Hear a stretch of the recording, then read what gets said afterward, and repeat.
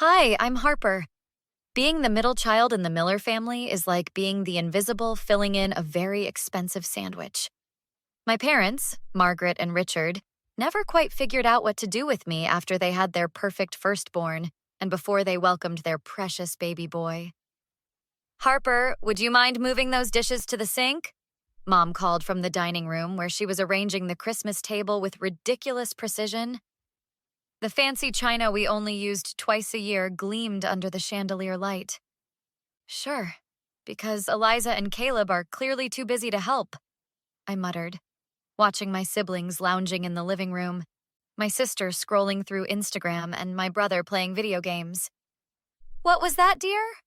Mom poked her head around the corner. Nothing. Happy to help. That's me. Always helping, never complaining, and somehow still falling short. My marketing career was stuck in neutral at Pinnacle Advertising, while my older sister Eliza was already an associate partner at her law firm at 29. Meanwhile, 23-year-old Caleb was finding himself on Dad's dime while supposedly developing an app that would revolutionize social media, whatever that meant. Harper, did you use that cranberry lotion I got you last Christmas? It would cover that dry patch on your elbow. Eliza barely looked up from her phone, her perfectly manicured nails tapping against the screen. I used it up. Some of us don't get monthly spa packages courtesy of Dad's credit card. Girls, please, it's Christmas Eve. Dad entered, carrying a tower of beautifully wrapped presents, each one tied with an elaborate bow. The pile under our 12-foot tree was already ridiculous, like something from a department store display. Sorry, Richard. I never called him Dad when I was annoyed. It drove him crazy in that subtle way that wouldn't earn me a lecture. Dinner was the usual performance. Mom fishing for compliments on her roast beef, Dad talking about his latest business expansion, Eliza humble bragging about turning down a junior partner because she deserved better, and Caleb describing his app ideas using buzzwords he clearly didn't understand.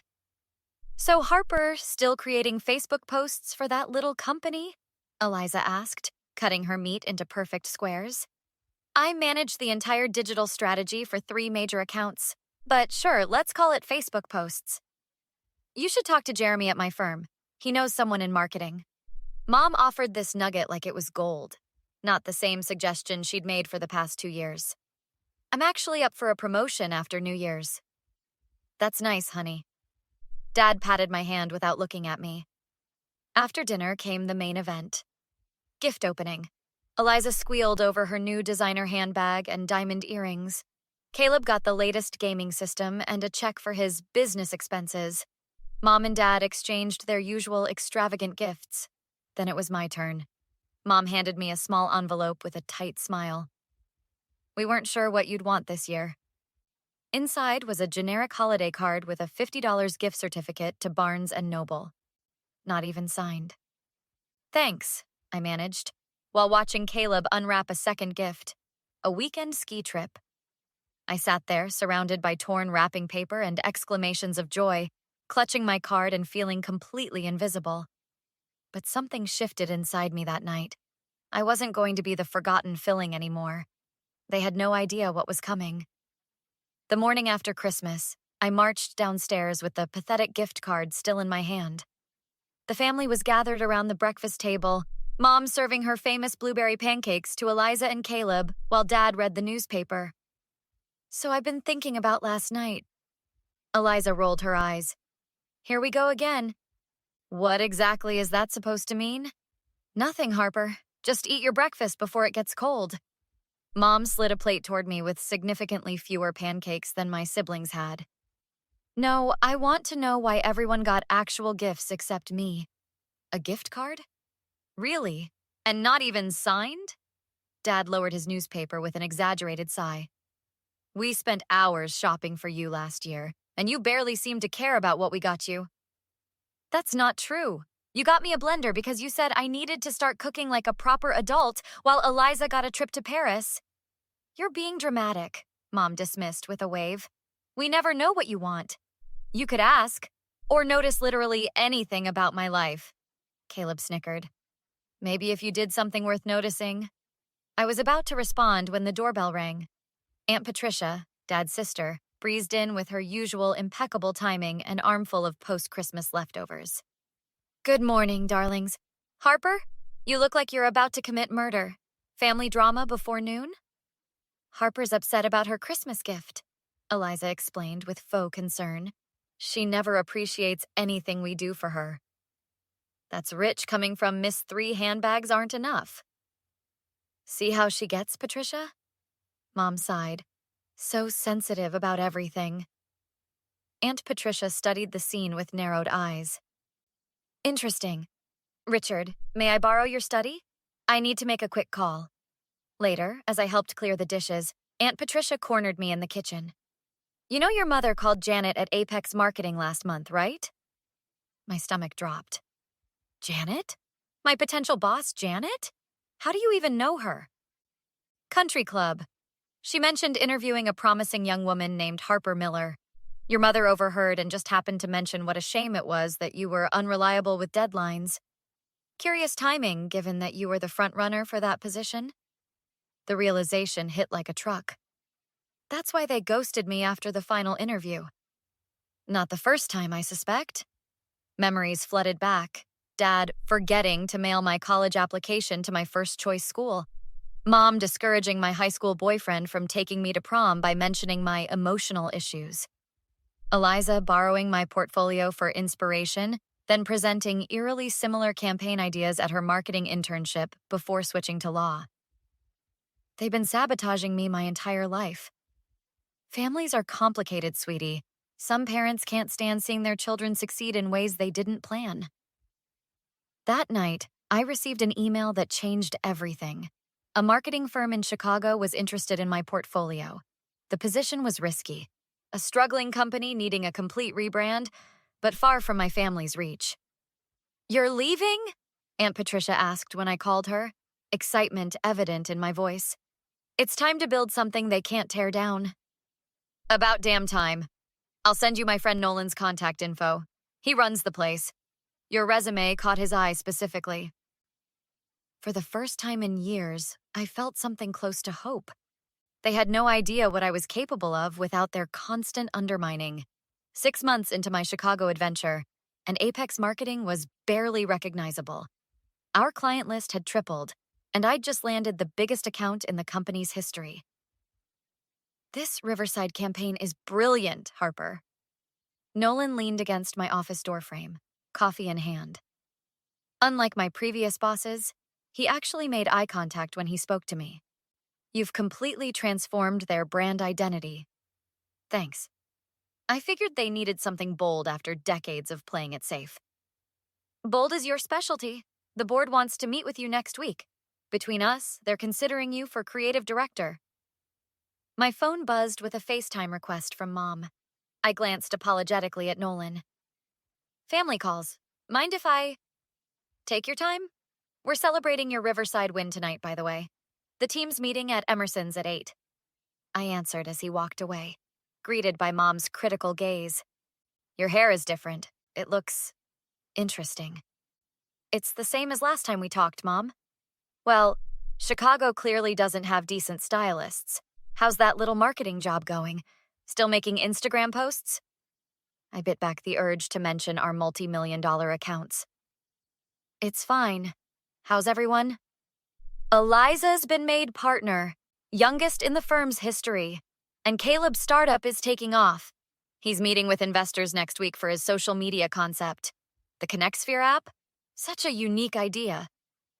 I nearly dropped my phone. ConnectSphere was the exact concept I'd outlined in my notebook last Christmas. Location-based networking with augmented reality features. The notebook that mysteriously disappeared from my old room. ConnectSphere? That's great. Later that evening, I searched online and found Caleb's pitch video. Word for word, he was using my concept, right down to the specialized algorithm I designed. My phone rang. Aunt Patricia. Have you seen it? That little weasel stole your entire project. How did you know? Please, you talked my ear off about that concept last fall. But that's not why I'm calling. Your parents are telling everyone they connected you with Nolan through their industry contacts. They're planning some big Christmas reveal where they'll take credit for your entire career turnaround. Of course they are.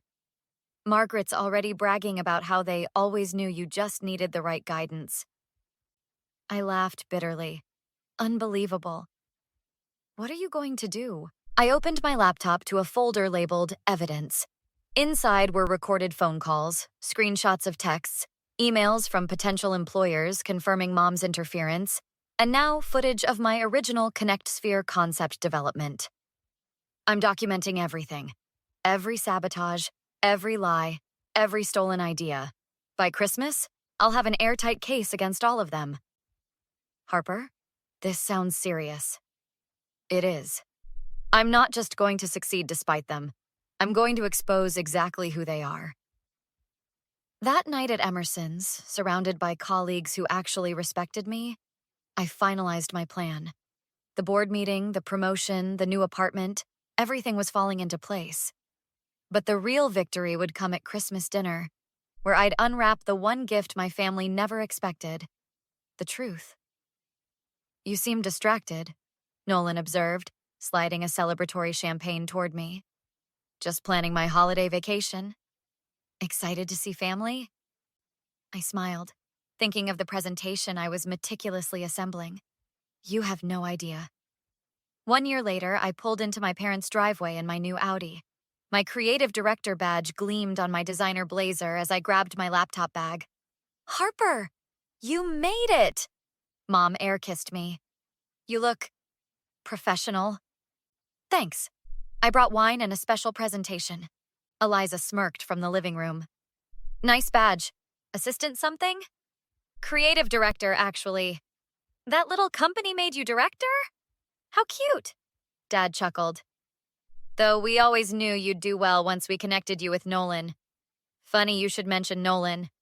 Aunt Patricia caught my eye and raised her glass slightly. Everyone important was here. Uncle Robert, Mom's friend Judith, and Dad's partner Frank. Before dinner, I'd love to show everyone what I've been working on. My Connect Sphere concept is really taking off, Caleb bragged. Your concept? That's exactly what I want to discuss. I connected my laptop to their TV. I've titled this A Year of Truth, the Harper Miller story. The first slide showed Mom's email sabotaging my job opportunity. The room went silent. What is this? Mom whispered. Evidence. Every time you sabotaged me. I clicked through proof. Mom bad-mouthing me to employers, Dad forgetting my college application, Eliza stealing my ideas, and Caleb's theft of Connect Sphere. This is ridiculous. Dad stood up, face red. Not yet. Nolan is actually Aunt Patricia's connection. He knew about your sabotage before I arrived. Judith gasped. Margaret, you told me Harper was unstable. Richard. Frank looked disturbed. You said your son developed that app independently. We've always supported you. Mom's hands trembled. With what? Criticism? Theft? I'm now the youngest creative director in Apex's history, and I've accepted an executive position in New York. Double the salary. But we're family, Mom pleaded. No, family doesn't sabotage each other. The room erupted in accusations. Uncle Robert confronted Dad. Judith argued with Mom, and Caleb desperately explained himself to Frank. Harper, Aunt Patricia linked arms with me as we left. That was spectacular. Merry Christmas to me. Days later, my apartment hosted a different gathering. Nolan, Aunt Patricia, and friends who genuinely supported me. No manipulation, no comparisons, just celebration. For the first time, I wasn't the forgotten middle child. I was exactly who I was meant to be. Do you think blood relation obligates you to forgive family members who repeatedly sabotage you? Or was Harper right to expose them and walk away? Would you have done the same? Or given them one more chance?